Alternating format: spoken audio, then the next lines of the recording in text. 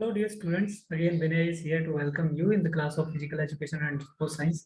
मेरे प्यारे बच्चों, हम लोग 2018 का पेपर कर रहे हैं और ये जो है हमारा लास्ट सेक्शन है, क्योंकि इस सेक्शन में हमने 50-50 क्वेश्चंस किए हैं। आज 150 से लेके 200 तक के क्वेश्चंस हम लोग खत्म करेंगे। ऑलमोस्ट ये पेपर जो होता है वो 200 का ही होता है पीजीटी का। तो आज इस पेपर को पूरा हम लोग खत्म करने वाले हैं। मेरे प्यारे बच्चों, we have already cover up to question number 149.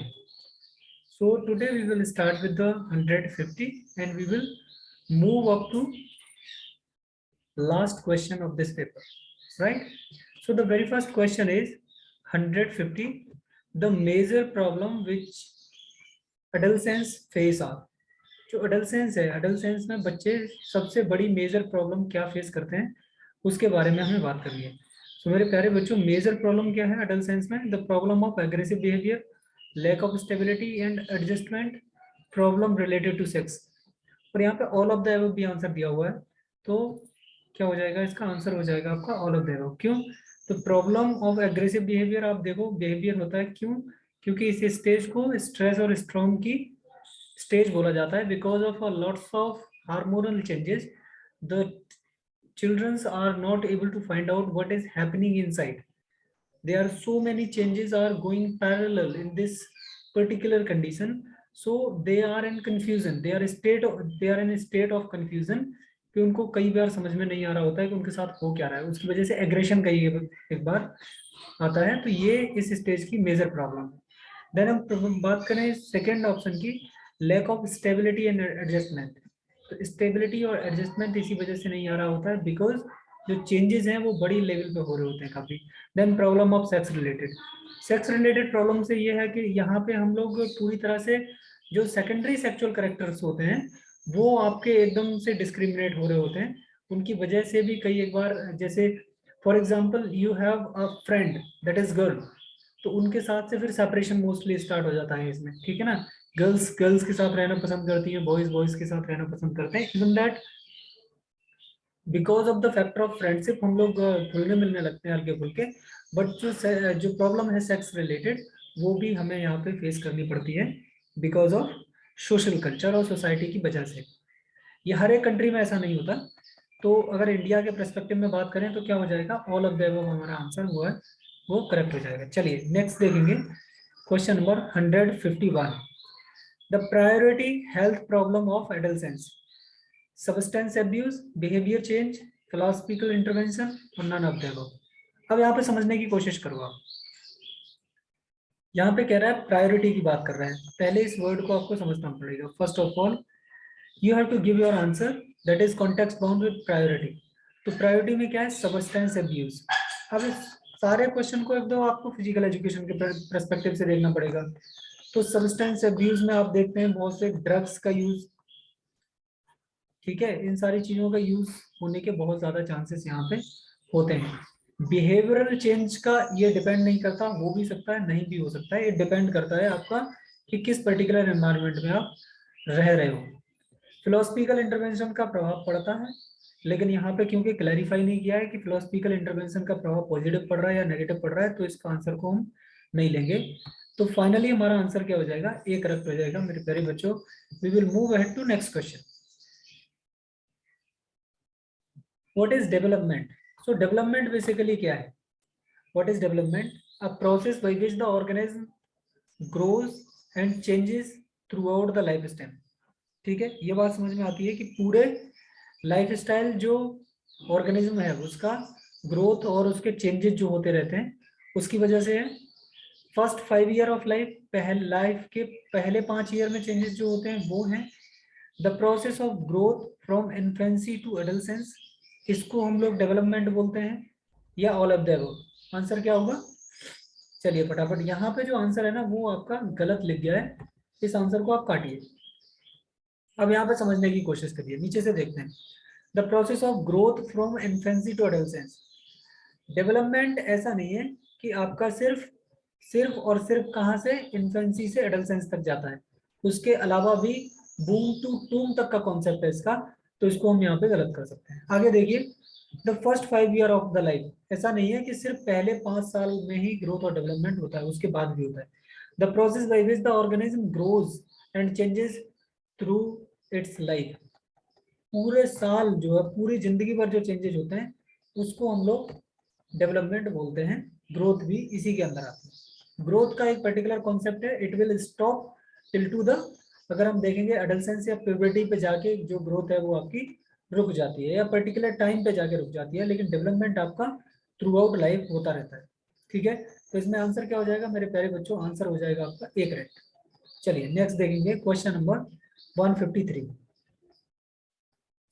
ये फैक्चुअल क्वेश्चन है। Ramakrishna Mission was founded by Raja Ram Mohan Roy. ठीक है, आगे नेक्स्ट क्वेश्चन देखेंगे। The range of coefficient, correlation coefficient की रेंज क्या है? इसमें क्या सिंपली इसका आंसर हो जाएगा ए, क्योंकि -1 से लेके कोफिशिएंट की रेंज जो होती है वो +1 तक होती है।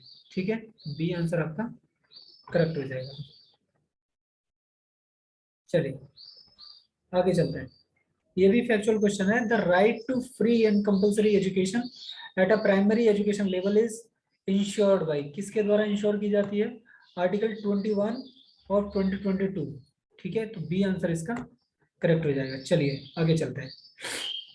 ठीक है, बढ़िया, शाबाश। आगे चलेंगे, देखेंगे नेक्स्ट क्वेश्चन को। राइट, चलिए ये भी क्या है, ये फैक्चुअल क्वेश्चन है, उनमें बहुत ज्यादा हम लोग गौर नहीं देने वाले हैं। Who was the first women teacher in India? तो ये कौन थी? सावित्रीबाई फुले।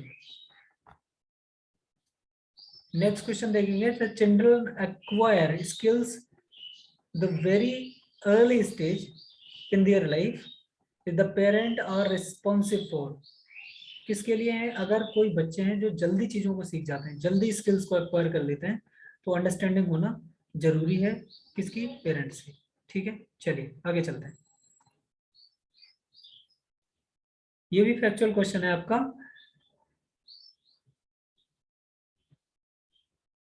Care giver skills training is being recommended by the family of childrens development delayed, किसके द्वारा?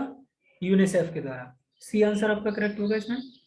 चलिए डी क्वेश्चन नंबर नेक्स्ट देखेंगे। The structure of family is mainly based on which of these pillars? The nature of residence, the authority in family, the size of family, all of them. अब देखेंगे structure जो है वो किस तरह से define होता है, इसमें सी आंसर करेक्ट होगा, साइज ऑफ फैमिली पे, कि कितनी बड़ी फैमिली है। अब देखिए जब हम स्ट्रक्चर्स को इनको डिवाइड करते थे, न्यूक्लियर फैमिली को या जॉइंट फैमिली को, तो उसमें पर्टिकुलर नंबर ऑफ मेंबर्स के आधार पे करते थे, कि जैसे आप रह रहे हैं, आपकी वाइफ और आपके बच्चे, एक तरह की फैमिली होगी।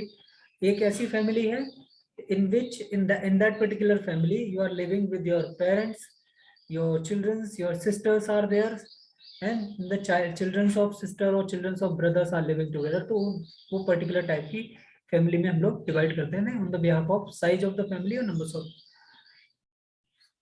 ठीक है, एस्पिरेटिक acid salt is being used in the treatment of, किसमें? फटीग के ट्रीटमेंट में इसको यूज करते हैं, और एथलेटिक्स में इसका काफी यूज किया जाता है। ठीक है, चलिए नेक्स्ट क्वेश्चन देखेंगे। The caste discrimination in India is rooted in, caste का जो डिस्क्रिमिनेशन है इंडिया में वो किस में रूटेड है? वो आपका कल्चर में भी है और रिलीजन में भी है। तो सी आंसर इसका करेक्ट हो जाएगा। चलिए नेक्स्ट देखेंगे क्वेश्चन नंबर, जल्दी जल्दी से करेंगे।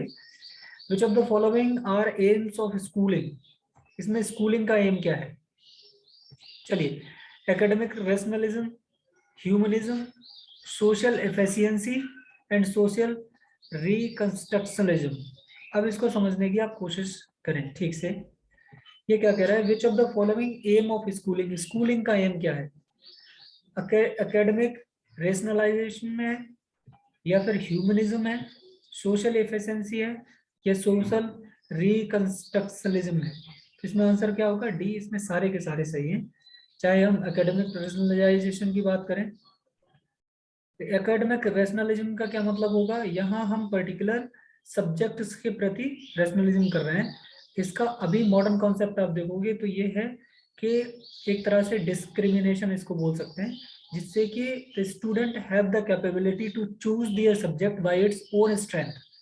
ठीक है, ह्यूमनिज्म का सीधा मतलब आप जानते ही हैं कि हम उनमें एक पर्टिकुलर ह्यूमैनिटी की वैल्यू डाल रहे हैं, so that they could aim at humanity no matter how much they are educated, how less educated they are। if they are more educated, they have to keep in mind that humanism is a kind of things on the prime authority or the prime concerned with. Social efficiency आप लोग जानते ही हो कि आप society के कितने rules को अच्छी तरह से फॉलो अप करवाते हो। सोशल रिकंस्ट्रक्शनलिज्म का मतलब समझिए आप कि जो सामाजिक बुराइयां हैं उनको फिर दोबारा से हटा के और सोसाइटी को दोबारा से रिकंस्ट्रक्ट करना है, इसको सोशल रिकंस्ट्रक्शनलिज्म बोलते हैं। ठीक है, आगे चलते हैं। तो डी आंसर आपका करेक्ट हो गया। Now we will move ahead to question number 162, which of the following is main objective of teaching. Teaching का मेन ऑब्जेक्टिव क्या है? To give information related to syllabus, to develop thinking power of the students, to dedicate notes to the students, to prepare students to pass up the examination। तो सबसे बड़ी चीज ये तो easy question हो गया हमारा। ये क्या हो गया कि टीचर का मेन एम क्या होता है कि जो थिंकिंग पावर है स्टूडेंट की उसको डेवलप कर पाए। Let the student make their own ideas for a particular topic, let them think creatively so that they could generate more new things, they could figure out their own critical thinking। तो B answer इसमें correct हो जाएगा मेरे प्यारे बच्चों। आगे बढ़ेंगे, next question देखेंगे। Teacher use the teaching ads, किसके लिए यूज करता है?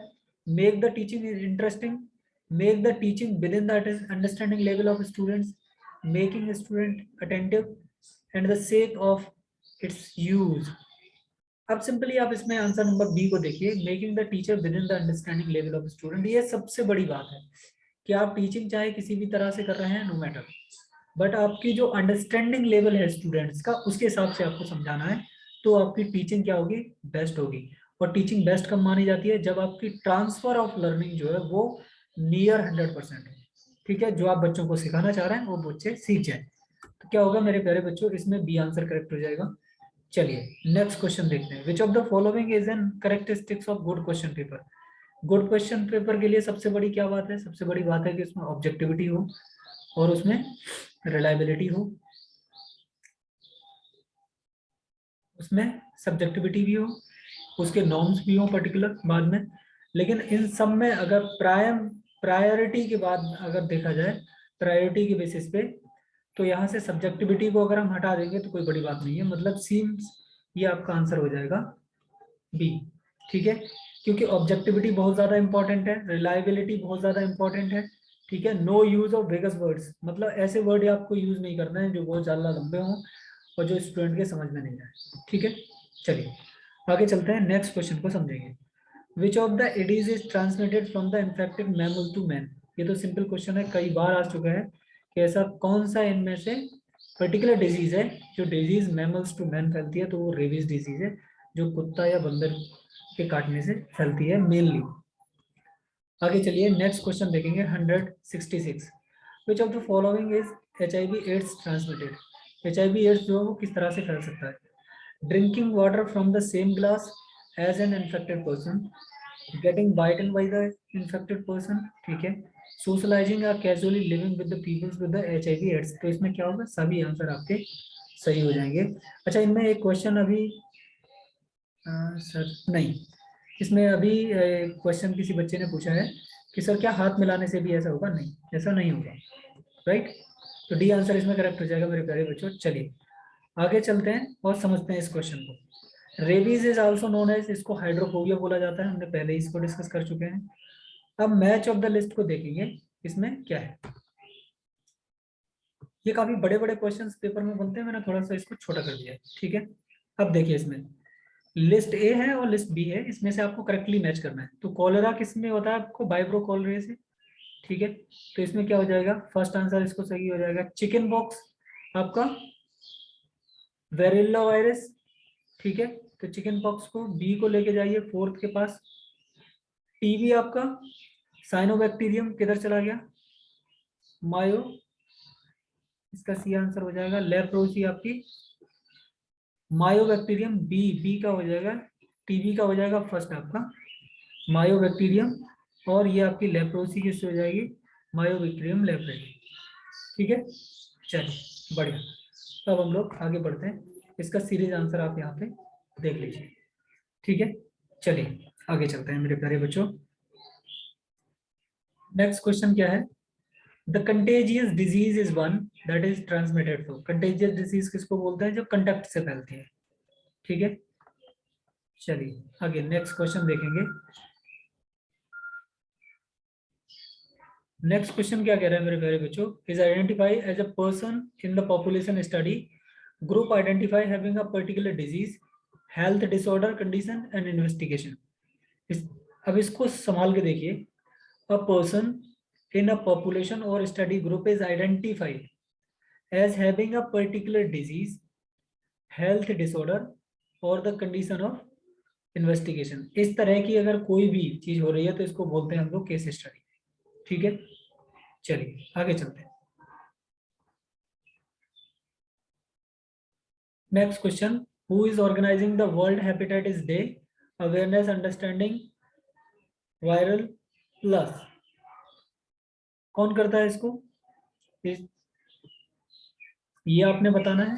ठीक है, और इसकी डेट मैं आपको बता देता हूँ, 28 जुलाई को एवरी ईयर हम लोग वर्ल्ड हेपेटाइटिस डे मनाते हैं, so that we could aware the person. ठीक है, इसमें क्वेश्चन और पूछा जाता है मेरे प्यारे बच्चों, स्लो साइलेंट किलर किसको बोला जाता है? तो उसका आंसर तो मैंने आपको पहले ही बता दिया था पिछली क्लास में ही। ठीक है, अब उसको आपने कमेंट भी करना है। चलिए आगे क्या कह रहा है? मेंशन द स्पोर्ट इंजरी को मेंशन करना है राइट ऑर्डर को। तो ये क्या है? राइस था, कभी कभी इसको प्राइज भी बोलते हैं। ठीक है, चलिए तो इसको क्या हो जाएगा? Rest ice compression elevation, B answer इसका करेक्ट हो जाएगा। चलिए ठीक है, आगे देखेंगे हम लोग।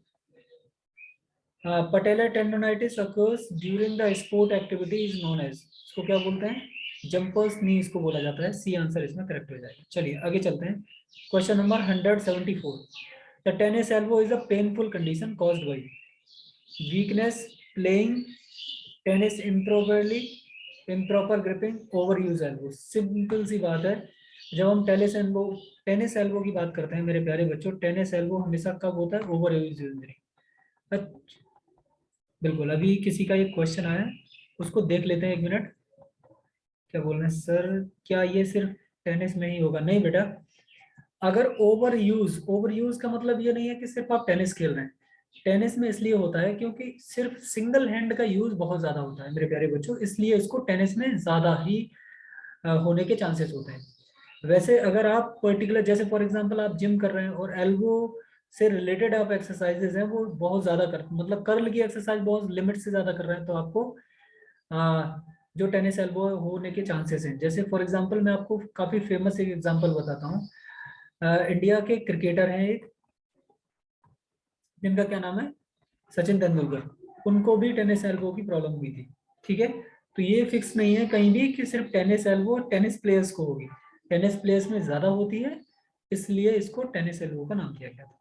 विच of the below is important to avoid the sport injury? Motivation, timely treatment, proper technique और स्ट्रेंथ। अभी आप देखो, इसको समझने की कोशिश करो। इसमें क्या बोला है इसने? इसने बोला है कि जो इंपॉर्टेंट चीज है किसको लिए? स्पोर्ट इंजरी को रखने के लिए। मोटिवेशन भी, मोटिवेशन इस तरह से हो सकता है कि अगर हम उसको सही खेलने के लिए मोटिवेट करें। टाइमली ट्रीटमेंट, बिल्कुल सही बात है। प्रॉपर टेक्निक हम यूज करेंगे, बिल्कुल ठीक बात है। अगर हमारी स्ट्रेंथ अच्छी है पर्टिकुलर बॉडी पार्ट की, तब भी क्या होगा? तब भी ये चांसेस हैं कि हम लोग क्या करें? हम लोग बचा पाए अपने आप को स्पोर्ट इंजरी से। ठीक है, लेकिन अगर इसमें से सबसे सही आंसर चूज करना हो तो इसमें क्या हो जाएगा मेरे प्यारे बच्चों? टाइमली ट्रीटमेंट आपका सही आंसर हो जाएगा। ठीक है, क्योंकि ये क्लियर कट आंसर है। बाकी सबका क्या है? हमें दूसरी पॉजिटिवली डायरेक्शन में हमें क्या करना पड़ेगा? उसको एफिलिएट करना पड़ेगा किसी न किसी सेंटेंस से। ठीक है, चलिए आगे चलते हैं। Hamstring injury happens when the cold weather, bone are brittle, muscles are stressed too far, joints are stressed out. सीधी सी बात है, अगर मसल्स बहुत ज्यादा खिंच जाएंगी तो आपको इंजरी हो जाएगी हैमस्ट्रिंग की। आगे चलते हैं। विच of the following is not a soft tissue injury? इनमें से कौन सी नहीं है? बोन इंजरी को छोड़ के बाकी सारी इंजरी सॉफ्ट टिश्यू इंजरी होती है, तो इसमें क्या हो जाएगा? Fracture answer. ठीक है, चलिए आगे बढ़ते हैं। ट्रोमेटिक ब्रेन इंजरी, टीबीआई किससे रिलेटेड होती है? ब्रेन से, हम लोग पहले ही कर चुके हैं। बी आंसर करेक्ट हो जाएगा इसमें। चलिए करते हैं जल्दी जल्दी से। विच of the following is a drug? Psychoactive drug and non medical purpose at risk of, किसके रिस्क ऑफ पे करते हैं हम लोग? सिंपली डी हो जाएगा इसमें, HIV, हेपेटाइटिस बी हो गया, हेपेटाइटिस सी। इनमें psycho active drugs for non medical purpose के लिए हम लोग यूज करते हैं। तब प्रॉब्लम क्या होती है, हमें रिस्क हो जाता है होने का, क्या क्या, HIV होने का रिस्क हो जाता है, ठीक है, हेपेटाइटिस बी होने का रिस्क हो जाता है, और हेपेटाइटिस सी होने के भी चांसेस को ये बढ़ा देता है, ठीक है।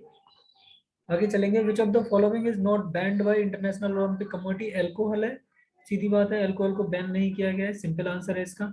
चलिए आगे चलते हैं। The nicotine in tobacco produce readily absorbed into the blood and the person is used upon entering the blood, nicotine immediately stimulates। जब हम चाय पीते हैं या फिर क्या पीते हैं, हम सिगरेट, कुछ भी ऐसी चीज पीते हैं जिसमें निकोटिन है, तो वो निकोटिन जब भी हमारे ब्लड में घुलती है तो सबसे ज्यादा वो किसको इफेक्ट करती है? एड्रेनल ग्लैंड को। सी आंसर इसमें करेक्ट हो जाएगा। चलिए नेक्स्ट क्वेश्चन देखेंगे। Which of the following health risk are not associated with the child obesity? तो diabetes, heart disease, sleep disorder और अंडरवेट। अंडरवेट से इसका कोई लेना देना नहीं है, क्योंकि ओबेसिटी ओवरवेट से होती है, सोने से, ज्यादा सोने से होती है। हार्ट डिजीज अगर आपको कोई हुई है तभी भी ओबेसिटी होने के चांसेस आपके बढ़ जाते हैं। एनाबॉलिक स्टेरॉइड एक्ट्स अपॉन, इस क्वेश्चन को भी हम लोग पहले कर चुके हैं कि जो एनाबॉलिक स्टेरॉइड होते हैं मेरे प्यारे बच्चों, किस पे इफेक्ट करते हैं सबसे ज्यादा? ये आपके सेंट्रल नर्वस सिस्टम पे, CNS, ठीक है। चलिए आगे देखेंगे। Caffeine is a drug which effect the, caffeine एक ड्रग है जो इफेक्ट करता है किसको? आपको, आपके ब्लड वेसल्स को और हार्ट को, सीधा सीधा। चलिए आगे चलते हैं, नेक्स्ट क्वेश्चन देखेंगे। The regular smoker who is active smoking, damage in teeth, ठीक है, false in breath, blackness in lungs, क्या हो जाएगा इसका? सारा का सारा आंसर हो जाएगा। आप देखते हैं कि जो सिगरेट वगैरह पीते हैं उनके दांत जो है वो धीमे धीमे खराब होते हैं। ब्रीथ फॉल्स, सांस लेने में भी दिक्कतें होती हैं उनको, ठीक है, और उनके लंग्स जो होते हैं वो काले हो जाते हैं। ये आपने एडवर्टीज में देखा होगा, जब भी आप कोई मूवी देखेंगे तब आपको ये सारी चीजें किसी न किसी एडवर्टाइज के माध्यम, कंपल्सरी इंडिया में है कि किसी भी मूवी को दिखाने में शुरुआत में इसको दिखाया जाता है, ठीक है, to let the people be alert और the be conscious about the consequences of regular smoking. Cocaine drug is most powerful stimulant of, cocaine किसको स्टिमुलेंट करती है? सबसे ज्यादा आपके ब्रेन को, ठीक है। चलिए ये देखिए सिंपल, ये तो डेफिनेशन है। Physical education is the integral part of total educational process. ये बात किसने कही थी? ये बात सिंपली बोली आपकी चार्ल्स बूचर ने। नेक्स्ट क्वेश्चन देखते हैं। The modern concept of physical education has become one of the variable factor of cross cultural integration, cooperative development, leadership development and all of that. तो सिंपली आंसर क्या होगा? Cross culture integration. इसमें different different culture से लोग आते हैं, participate करते हैं। Not only the participants are coming from the diverse culture, but the spectators is also coming from the various background, and while they are taking the enjoyment of a particular match, they will also interesting to talk with the other people who are sitting behind or around him. So if they will talk from one color, different culture, they definitely exchange the cultural values of various culture while they are in the mode of a spectator or they are the players. Next question देखेंगे, question number 190. The India the International Fitness Corps scheme were introduced from the years. कब से हुई थी ये? 1965. Question number 191. National Plan of Physical Education was formulated by, किसने किया था इसको? CBSE. सिंपली सी आंसर हो जाएगा, central advisory board of physical education and recreation, ठीक है।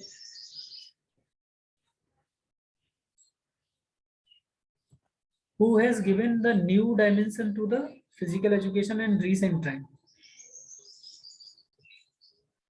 Changing life scenario, electronic media, thirst for Olympic gold. C answer simply. चलिए आगे चलते हैं।